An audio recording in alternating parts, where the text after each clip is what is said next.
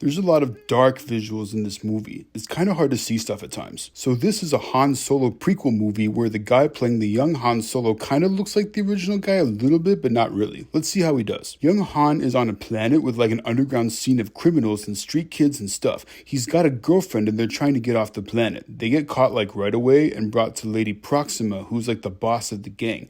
Lady Proxima looks like a bug. His girlfriend Kira says, "Wait, don't kill him." And Han throws a rock at a window, and apparently the Lady Proxima bug thing doesn't like sunlight, so it causes a ruckus and Han and Kira get away. They get to the spaceport and try to sneak out, but Han gets through and Kira doesn't. Not sure why they both don't get busted since they were clearly together and Kira got in trouble. I guess Han needs to get off the planet so he can have adventures and stuff where he's going solo, but it all seems a little convenient. Han signs up to be a pilot, and he tells the guy his name is Han, and the guy's like, "Han what?" And Han's like, "Oh, I don't have people." So the guy calls him Han Solo.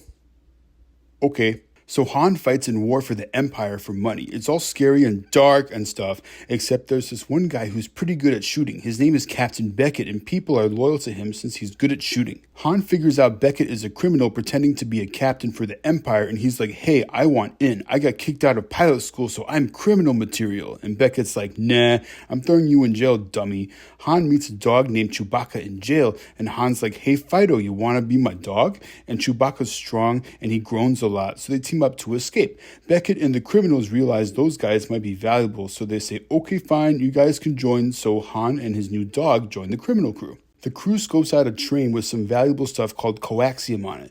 Beckett, his wife Val, and this little guy all sit around the fire with Han and his dog. They talk about how Han lost his girl and he wants to get a ship so he can go back and find her. The train heist doesn't go so well because some space pirate guys show up and attack them. The little guy dies and Val sacrifices herself so the others can get free.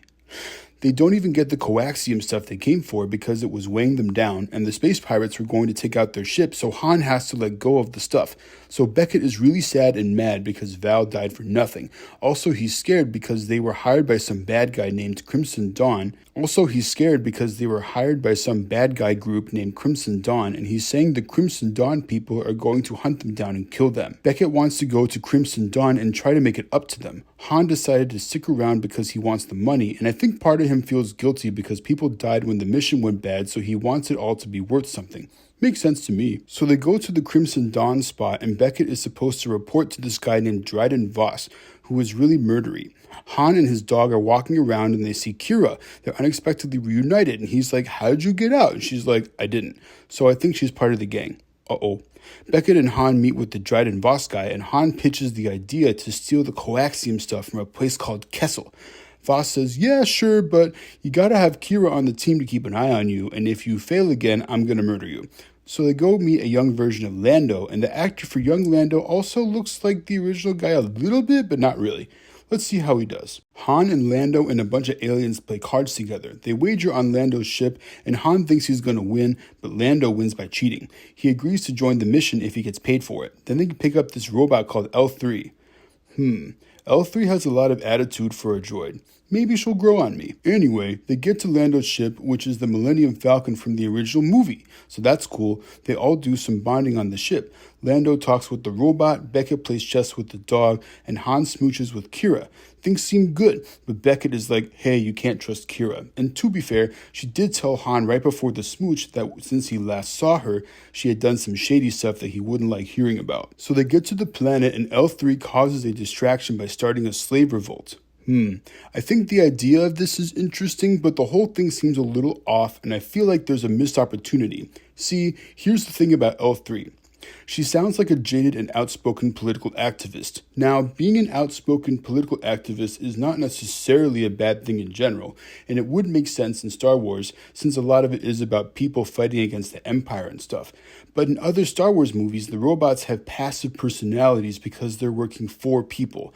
In the original movies, R2 says beep boop instead of words, and C-3PO is all prissy and anxious, and in the prequels, the battle droids are goofy. But all of them are passive. They work for other people. The only exception is General Grievous, and that character doesn't really work since he's never actually explained.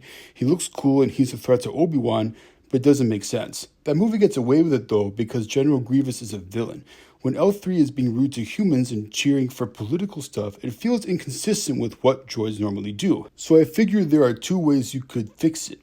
They could spend more time on how Lando has programmed his droid to act more like a regular person than normal droids and emphasize their relationship. It kind of feels like they were going for that, but there would have to be way more time spent with them for it to work since we're not used to outspoken hero droid characters in Star Wars. Or they could have Han start a slave revolt just to have a distraction that takes the attention away from them, and then he realizes he maybe did something good on accident. The way they did it in this movie, it just feels like whoever wrote it wanted to have a character sound like an outspoken political activist, and none of the main character criminals could have that personality, so they decided to make the robot act that way since they could kill her off and try to make it sad. Oh yeah, I should mention that the L3 robot dies because the rebellion gets all crazy and violent and there's a lot of gunfire, so Lando's wounded and L3 gets hit and dies and Lando's all sad. Then Han has to pilot the Millennium Falcon and the Kessel Run is like uncharted and dangerous, but the Empire heard about the rebellion, so they sent a Star Destroyer and TIE fighters there, so now they're being chased. So Han and his dog use crazy maneuvers and teamwork to fight off and get away from the bad guys, and it's all crazy. So they land on this planet after all the craziness is done, and the space pirates show up, and Lando's like, bye, and he takes the ship away. Then the girl who's in charge of the pirates is like, hey, we're rebels, you should help us against Crimson Dawn and the Empire, Han. And Han kind of likes the idea. They meet with that Dryden Voss guy again, and then the movie gets a little confusing. So Han and Kira show up with the coaxium stuff, and then Voss is like, I knew you were going to double-cross me because Beckett told me that, so haha. And the pirates outside get cornered by his goons. And Han and Kira are like, what? But Han is like, haha, I knew you were going to do that. So outside, the pirates trick Voss's goons and defeat them.